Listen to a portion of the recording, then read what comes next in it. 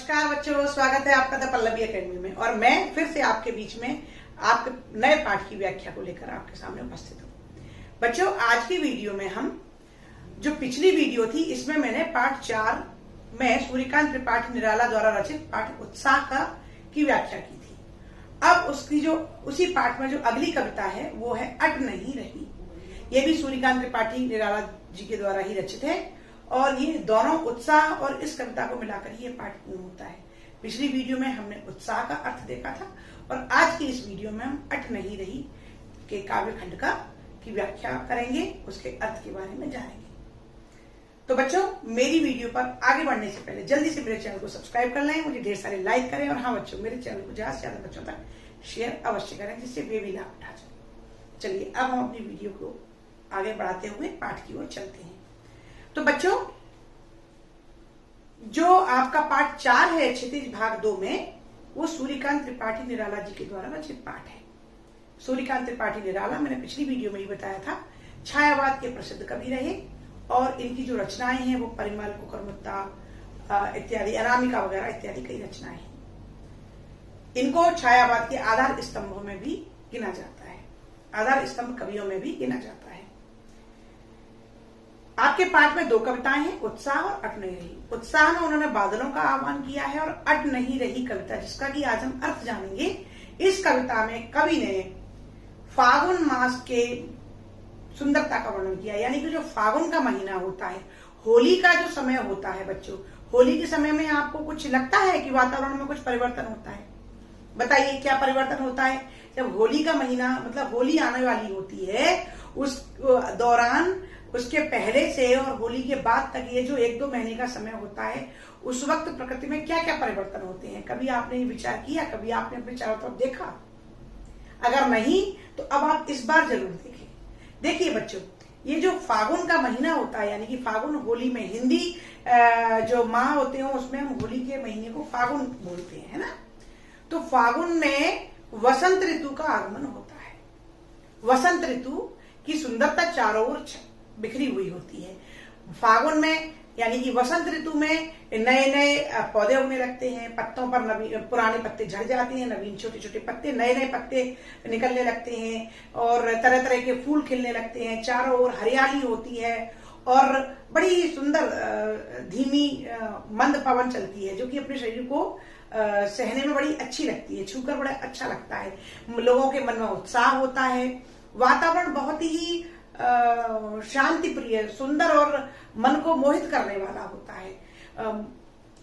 चारों ओर तरह तरह के रंग बिरंगे फूल होते हैं। सबसे ज्यादा वसंत ऋतु में ही पौधों पर और पेड़ों पर नवीन नवीन फूल चारों ओर दिखाई देते हैं और जब उन फूलों से छूकर बच्चों हवा हमारे पास तक आती है तो हवा भी सुगंधित होती है। तो फागुन का जो महीना होता है वो लोगों के मन को प्रिय लगने वाला, मन को मोहित करने वाला बड़ा ही सुंदर वातावरण होता है। इस वक्त लोगों का मन भी बड़ा उत्साह से और बड़ा मतवाला टाइप का, बड़ा ही उमंग भरा मन होता है। तो उसी महीने की सुंदरता का वर्णन कवि निराला जी ने अपनी इस कविता में किया है। अर्थात अट नहीं रही है कविता में कवि ने फागुन मास में जो वसंत ऋतु की सुंदरता चारों ओर वातावरण में बिखरी हुई है, उसे अपनी कविता में चित्रित किया है। तो चलिए आप मेरे साथ में किताब उठाइए और जल्दी से ये कविता की चंद लाइनें हम बारी बारी से अर्थ में देखेंगे। तो कुछ लाइनें आप मेरे साथ पढ़िए। अट नहीं रही है आभा फागुन की, तन सट नहीं रही है, कहीं सांस लेते हो घर घर भर देते हो, उड़ने को नभ में तुम पर पर कर देते हो, आंख हटाता हूं तो हट नहीं रही है। बच्चों, अट नहीं रही है से लेकर हट नहीं रही है, इन पंक्तियों तक का हम प्रारंभ में अर्थ देखेंगे। सबसे पहले इस पंक्ति में जो थोड़े से कठिन शब्द आए हैं हम उनका अर्थ देख लेते हैं।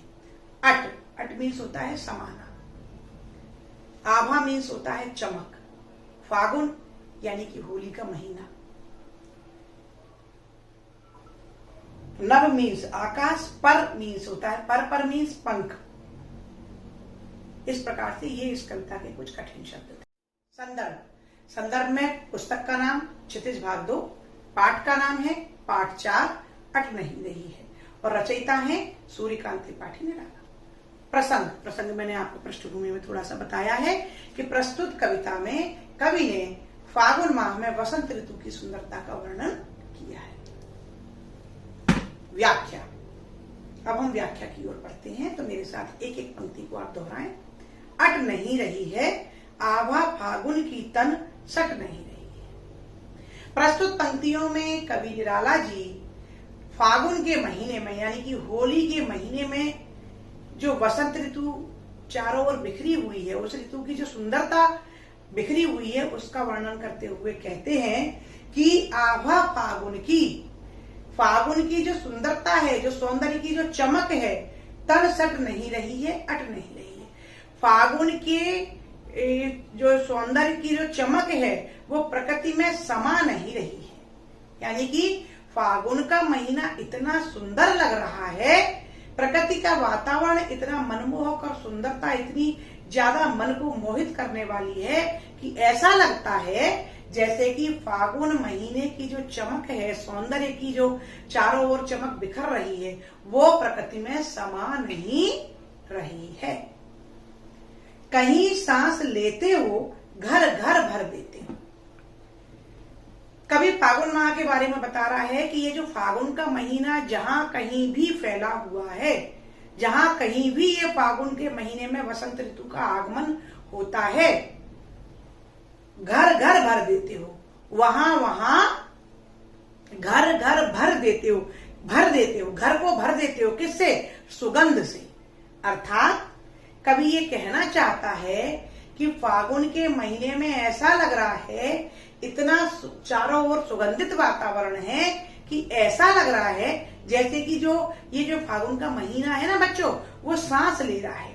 और जब ये सांस लेता है तो ऐसा लगता है जैसे कि प्रत्येक घर घर में चारों ओर सुगंध भर गई है। क्यों? क्योंकि वसंत ऋतु में पेड़ों पर नए नए रंग बिरंगे चारों ओर फूल खिले हुए हैं, सुगंधित फूल चारों ओर खिले हुए हैं। और जब उन फूलों से हवा स्पर्श करती हुई जनमानस में आती है, सारे संसार में फैलती है, तो उन फूलों की खुशबू उस हवा के साथ आती है।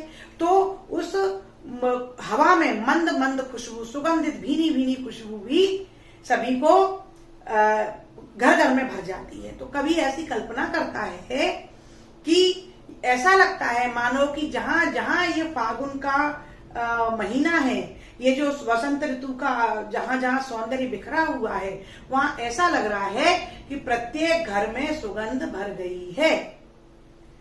अर्थात ऐसा लगता है जैसे कि ये फागुन की ऋतु, ये वसंत ऋतु सांस ले रही हो और उसके सांस की सुगंध प्रत्येक घर में भर गई हो।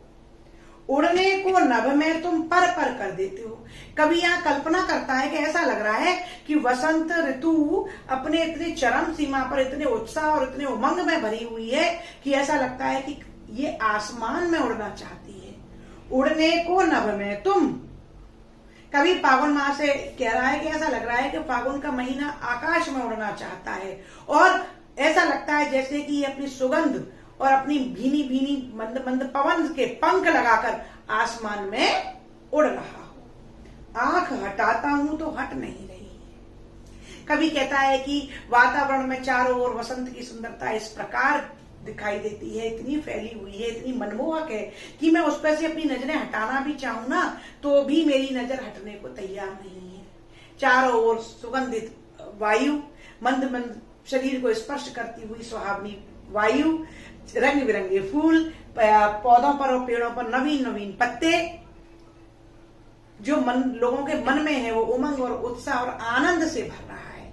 तो ये जो फागुन के महीने का जो वातावरण है वो इतना सुंदर है कि कवि कहता है कि मैं अगर आंख अपना हटाना भी चाहूं, इस सौंदर्यमयी वातावरण से अपनी दृष्टि को हटाना भी चाहता हूं, तो मेरी दृष्टि फागुन की सुंदरता से हट नहीं रही है। समझे बच्चों? एक बार फिर से रिपीट करते हैं कि कवि फागुन के महीने की सुंदरता का वर्णन करते हुए कहता है कि संसार में चारों ओर फागुन के महीने की सुंदरता बिखरी हुई है। यानी कि फागुन के महीने में वसंत ऋतु के आगे चारों चारों ओर जो प्रकृति की सुंदरता है वो चरम सौंदर्य पर है, चरम पर है, और उसमें मस्ती भरी हुई है। वो लोगों में मतवालापन, मस्ती को भर रहा है। पेड़ हरियाली से भर जाते हैं, चारों ओर सुगंधित रंग बिरंगे पुष्प लगे हुए हैं, उससे स्पर्श करती हुई हवा हर घर में और हर मन को सुगंधित कर रही है। तो उसके कारण लेखक कवि इतना मस्त हो गया है, इतना प्रभावित हो गया है इस फागुन की सुंदरता से कि वो अपनी दृष्टि को हटाना भी चाहता है, तो भी उसकी दृष्टि इस वसंत ऋतु की सुंदरता से, इस फागुन की सुंदरता से हट नहीं रही है। बच्चों, इस अंश को हम किस प्रकार से लिखकर याद कर सकते हैं, आइए हम देखते हैं। संकेत: अट नहीं रही है से हट नहीं रही है तक। संदर्भ: पुस्तक का नाम क्षितिज भाग 2, पाठ का नाम अट नहीं रही है, रचयिता सूर्यकांत त्रिपाठी निराला। प्रसंग: प्रस्तुत पंक्तियों में कवि फागुन के महीने में वसंत ऋतु के सौंदर्य का वर्णन कर रहा है। व्याख्या: कवि कहता है कि फागुन के महीने में प्रकृति की सुंदरता इतनी अनुपम और व्यापक है कि वो पृथ्वी में समा नहीं रही है। ऐसा लग रहा है जैसे वसंत जहाँ जहाँ अपने सुगंधित पुष्पों द्वारा श्वास ले रहा हो और उसकी श्वास से पृथ्वी का कोना कोना, हर घर सुगंध से भर गया है। वसंत ऋतु की सुंदरता से कवि की दृष्टि हट नहीं रही है। यूँ लगता है कि जैसे फागुन माह में वसंत धरती से आकाश तक यूँ फैल रहा है मानो वह पंख लगाकर अभी उड़ने को आतुर हो रहा हो। इस प्रकार वसंत में प्रकृति का सौंदर्य बड़ा ही मनोहारी लग रहा है। तो बच्चों, इस प्रकार से हम इन पंक्तियों को लिखित में याद कर सकते हैं। आइए आगे देखते हैं। कविता का बच्चों अगला अंश है, मेरे साथ पढ़िए। पत्तों से लदी डाल, कहीं हरी कहीं लाल, कहीं पड़ी है और में मंद गंध पुष्प माल, पाट पाट शोभा श्री पट नहीं रही है, अट नहीं रही है। तो ये इस अट नहीं रही कविता का अगला काव्य खंड है। थोड़े से हम कठिन शब्द देख लेते हैं। उर यानी होता है हृदय, मंद यानी की धीमी, गंध यानी की सुगंध, पाट पाट यानी की द्वार द्वार, पत्ते पत्ते, शोभाश्री यानी की सुंदरता की चरम सीमा, पट नहीं रही यानी कि समा नहीं रही। तो ये यहाँ पर इस कविता के कठिन अर्थ हैं। संदर्भ और प्रसंग पूरी कविता का एक ही रहेगा। संदर्भ में पुस्तक का नाम क्षितिज भाग 2, पाठ का नाम अट नहीं रही है और रचयिता है कवि सूर्यकांत त्रिपाठी निराला। प्रसंग: प्रस्तुत कविता में कवि फागुन माह में वसंत ऋतु के आगमन पर बिखरे सौंदर्य का वर्णन कर रहा है। व्याख्या: पत्तों से लदी डाल। अब कवि जो वसंत ऋतु के आने पर जो वातावरण में परिवर्तन होते हैं, जो सुंदरता छाती है, उसका वर्णन करते हुए कहते हैं कि कवि कहते हैं कि वसंत ऋतु में फागुन महीने में पत्तों से डाल लद चुकी है, यानी कि जो पेड़ों की डालियां हैं, पौधों की डालियां हैं, उन पर नवीन नवीन पत्ते लद गए हैं, यानी कि पूरी डालियां हरे हरे पत्तों से लदी हुई हैं। आगे कहीं हरी कहीं लाल, कहीं तो वो हरी है कहीं लाल है, अर्थात जो पेड़ पौधे हैं उनमें फूल लग गए हैं, तो हरे हरे पत्ते हैं और उनमें लाल लाल रंग बिरंगे तरह तरह के पुष्प लगे हुए हैं। तो कवि कहता है कि पेड़ों पर पत्ते लग चुके हैं और वे पेड़ कहीं हरे दिखते हैं कहीं लाल दिखते हैं, यानी कि पेड़ों पर पत्ते और फूल प्रचुर मात्रा में चारों ओर दिखाई दे रहे हैं। कहीं पड़ी है और में मंद गंध पुष्पमाल, और जो पेड़ों पर जो पुष्प लगे हुए हैं वो ऐसे लग रहे हैं जैसे कि वसंत ऋतु ने अपने गले में पुष्पों की माला पहन रखी हो। समझ गए बच्चों? यानी कि मैं भी बता रही थी ना कि वसंत ऋतु में क्या होता है, पेड़ों पर हरे हरे नए नए पत्ते उगाते हैं और रंग बिरंगे तरह तरह के पुष्पों से पेड़ पौधे चारों ओर लदने लगते हैं, यानी कि सबसे अधिक जो पुष्प होते हैं रंग बिरंगे सुगंधित पुष्प वो वसंत ऋतु में ही लगते हैं। तो कवि कल्पना कर रहा है कि ऐसा लग रहा है जैसे कि जो फागुन का महीना है उसने अपने गले में रंग बिरंगे पुष्पों की माला पहन रखी हो और प्रकृति में जो पेड़ हैं वे हरे हरे पत्तों से लद गए हैं। पेड़ों पर प्रचुर मात्रा में पत्ते लगे हुए हैं और वे कहीं लाल दिखते हैं कहीं हरे, यानी कि कहीं तो उनमें रंग बिरंगे पुष्प लगे हैं, कहीं वे पत्ते हरे रंग के। तो रंग बिरंगे पेड़ लग रहे हैं और जो उनके पुष्प हैं ऐसा लग रहा है जैसे कि फागुन मास ने अपने हृदय में रंग बिरंगे पुष्पों की माला पहन रखी हो। मंद गंध पुष्पमाल, मंद गंध, और उन पुष्पों से जो मंद यानी कि धीमी गंध यानी कि खुशबू चारों ओर बिखर रही है। पाट पाट शोभा श्री पट नहीं रही है। कवि के अनुसार वसंत ऋतु की सुंदरता पाट पाट यानी कि कण कण में, जगह जगह पर बिखरी हुई है और अब पृथ्वी में समा नहीं रही है। पाट पाट पट नहीं रही है, कण कण में फैली है पर पट नहीं रही यानी कि समा नहीं रही है। समझे बच्चों? एक बार से फिर से दोहराते हैं। कवि कहते हैं कि पत्तों से लदी डाल, कहीं हरी कहीं लाल। कवि वसंत ऋतु की सुंदरता का वर्णन करते हुए कहते हैं कि फागुन के महीने में वसंत ऋतु की सुंदरता चारों ओर चरम सीमा पर बिखरी हुई है। चारों ओर प्रकृति में जो पेड़ पौधे हैं वो हरे हरे पत्तों से भरे हुए हैं और वे पेड़, उन पर फूल भी लगे हुए हैं। तो क्या हो रहा है कि कहीं तो वे पेड़ हरे दिखाई देते हैं और कहीं रंग बिरंगे पुष्पों से वे लाल पीले दिखाई देते हैं। आगे कहीं पड़ी है और में मंद गंध सुगंध माल, और उन पेड़ों में जो रंग बिरंगे पुष्प लगे हैं ऐसा लग रहा है जैसे कि वसंत ऋतु ने अपने गले में, अपने हृदय पर रंग बिरंगे पुष्पों की सुगंधित धीमी मंद सुगंध पुष्पों की माला हृदय पर धारण कर रखी हो। पाट पाट शोभा श्री पट नहीं रही है, और कवि कह रहे हैं कि पृथ्वी पर कण कण में वसंत ऋतु की शोभा बिखरी हुई है और वो इतनी चरम सीमा पर बिखरी है कि अब फागुन की सुंदरता पृथ्वी में समा नहीं रही है।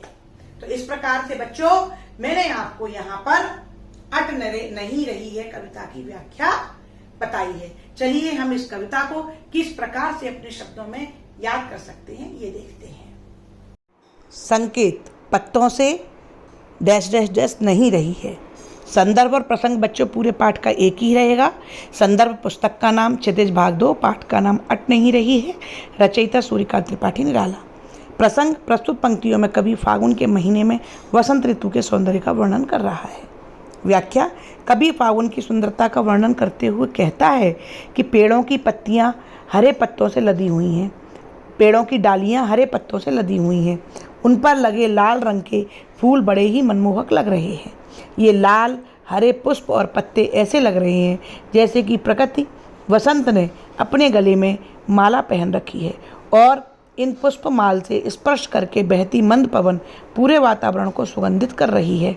इस प्रकार संपूर्ण धरती पर वसंत की सुंदरता बिखरी हुई है जो कवि की दृष्टि में समा नहीं रही है, वह पूर्ण प्रकृति में धरती से आसमान तक फैल रही है। बच्चों ये इस कविता का अर्थ है। आगे देखते हैं। अब हम अट नहीं रही कविता से रिलेटेड जो भी आपके प्रश्न आए हैं पाठ में, उन प्रश्नों को थोड़ा देख लेते हैं। चलिए प्रश्न अभ्यास की ओर चलते हैं। देखिए, अट नहीं रही है कविता में नीचे आपके प्रश्न अभ्यास के जो प्रश्न है उसमें प्रश्न नंबर 1, छायावाद की एक खास विशेषता है अंतर मन के भावों का बाहर की दुनिया से सामंजस्य बिठाना। तो कविता की किन पंक्तियों को पढ़कर यह धारणा पुष्ट होती है, लिखिए। तो इसमें जो आपकी कविता में ये जो पंक्तियां आई हैं कौन सी बच्चों? कहीं सांस लेते हो, घर घर भर देते हो, उड़ने को नभ में तुम पर पर कर देते हो, आंख हटाता हूं तो हट नहीं रही है। यहाँ पर ये जो पंक्तियां आई हैं ये अंतर मन के भावों को बाहरी दुनिया के सौंदर्य से अपने आप को संबंधित कर रही हैं। तो यहाँ पर आप इन पंक्तियों का उल्लेख कर सकते हैं। प्रश्न क्रमांक 2, कवि की आंख फागुन की सुंदरता से क्यों नहीं हट रही है? तो बच्चों आपको व्याख्या से समझ में आ गया होगा कि फागुन के महीने में वसंत ऋतु का आगमन हो जाता है, चारों ओर हरियाली छा जाती है, पेड़ों पर नए नए हरे हरे पत्तों से पेड़ लदे होते हैं, सभी पेड़ों पर पौधों पर रंग बिरंगे पुष्प लगे हुए होते हैं। तो उससे वातावरण में चारों ओर सुगंधित वायु का संचरण होने लगता है, चारों ओर मनमोहक दृश्य उपस्थित होने लगते हैं, पक्षी चहचहाने लगते हैं। और बच्चों फागुन के महीने में ना तो बहुत अधिक गर्मी होती है ना सर्दी होती है, मंद और शीतल तन को स्पर्श करती हुई अच्छी लगने वाली, मन को अच्छी भाने वाली हवा चलती है और चारों ओर मनमोहक वातावरण होता है। तो प्रकृति की इतनी अनुपम सुंदरता को देखने के कारण कवि का जो आंख है, कवि की जो आंख है वो फागुन की सुंदरता से हट नहीं रही है। प्रकृति प्रस्तुत कविता में कवि ने प्रकृति की व्यापकता का वर्णन किन किन रूपों में किया है? भाई प्रस्तुत कविता में कवि क्या कहता है कि प्रकृति के कण कण में वसंत ऋतु की सुंदरता समा नहीं रही है। मतलब पूरे सर्वत्र पृथ्वी पर जितने भी स्थान हैं, पूरी पृथ्वी पर वसंत की सुंदरता फैली हुई है, पृथ्वी पर समा नहीं रही है। और चारों ओर प्रकृति का वातावरण कैसा हो गया है, मनमोहक हो गया है, अट नहीं रही है, यानी कि समा नहीं रही है फागुन की सुंदरता। जहां कहीं भी तुम सांस लेते हो ऐसा लगता है कि संपूर्ण जगत को, घर घर को, कण कण को तुम अपने सुगंधित और सौंदर्यमयी वातावरण से भर रहे हो। तो इस प्रकार से प्रकृति की व्यापकता का वर्णन कवि ने अपनी इन पंक्तियों में किया है। फागुन में ऐसा क्या होता है जो बाकी ऋतुओं से भिन्न होता है? तो बच्चों, मैंने पहले ही बताया कि फागुन यानी कि वसंत ऋतु को सभी ऋतुओं का राजा कहा जाता है। देखो, गर्मी की ऋतु में बहुत ज्यादा गर्मी पड़ती है ना, तो हम गर्मी से बेहाल हो जाते हैं। सर्दियों में ठिठुरन, पेड़ से पत्ते गिरने लगते हैं, है ना, हम खुद सर्दी के मारे जकड़ने से लगते हैं, पृथ्वी एकदम जकड़ी हुई सी ठिठुरन से त्रसित होते हैं हम। वर्षात में अधिक बारिश के कारण जो जनमानस है वो बेहाल होता है। लेकिन जो वसंत ऋतु होती है वो एकमात्र ऐसी ऋतु है कि जिसमें ना सर्दी होती है, न ज्यादा गर्मी होती है, ना ही बारिश होती है। केवल और केवल हर तरफ प्रकृति का मनमोहक रूप और सभी में सामंजस्य बिठाते हुए प्रकृति का एक नवीन रूप हमारे सामने होता है। चारों हरियाली होती है। भाई, गर्मी में आपने कहीं हरियाली देखी है? आप पहाड़ों पर जाओगे तो पेड़ पत्ते आपको पेड़ सूखे हुए मिलेंगे, है ना। हम गमले में भी लगाते हैं तो पेड़ जलने लगते हैं।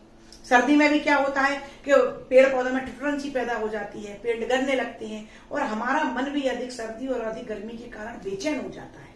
लेकिन वसंत ऋतु में मन में उमंग होता है, मन में जोश और उत्साह का संचार होता है। पक्षी चारों ओर चहकते चहचहाने लगते हैं, चारों ओर खेतों में हरियाली बिखरी हुई होती है, पेड़ हरे हरे और पुष्पों से लदे हुए होते हैं। मंद सुगंधित वायु बह रही होती है जो कि हमारे शरीर को जब हम स्पर्श करती है तो बड़े ही सुखद लगती है। तो इस प्रकार से वसंत ऋतु में नव जीवन का संचार होता है। ठीक है, तो इसीलिए वसंत ऋतु अन्य ऋतुओं से भिन्न होती है। इन कविताओं के आधार पर निराला के काव्य शिल्प की विशेषताएं बताइए।